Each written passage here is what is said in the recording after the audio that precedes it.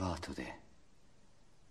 Esteledik, s a szöges dróttal beszegett vad tölgykerítés, barak, új lebegő, felszívja az este.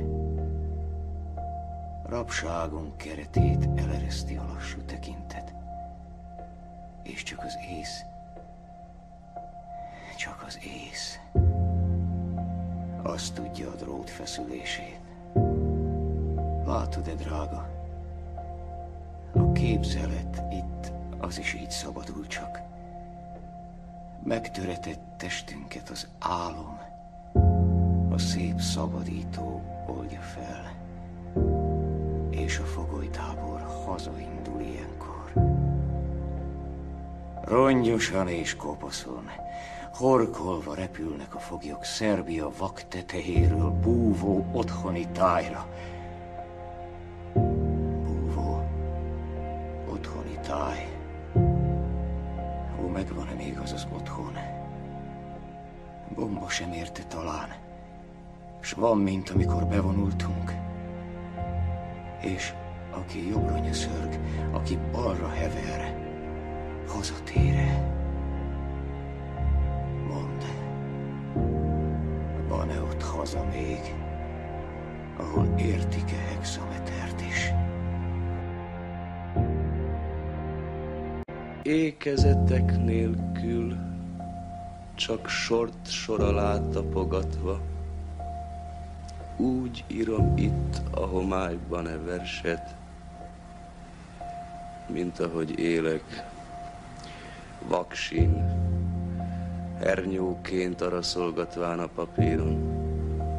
Zseblámpát, könyvet, mindent elvettek a láger őrei, s postasejem. Köty száll le csupán barakunkra.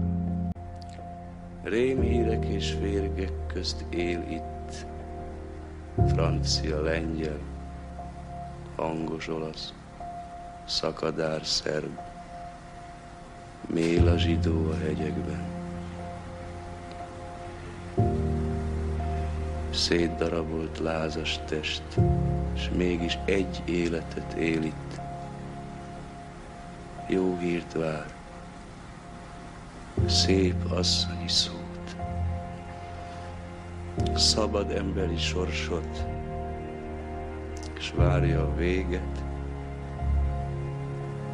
a sűrű homályba bukót, a csodákat.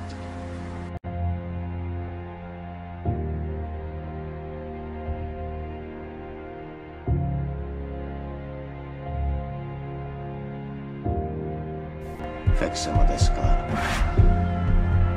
férgek közt fogoly állat. A polhákostroma megújul, de a lépcső elnyugodott már. Este van. Egy nappal rövidebb, lásd újra a fogság. És egy nappal az élet is. Alszik a tábor. A tájra rásüt a hold, s fényében a drótok újra feszülnek.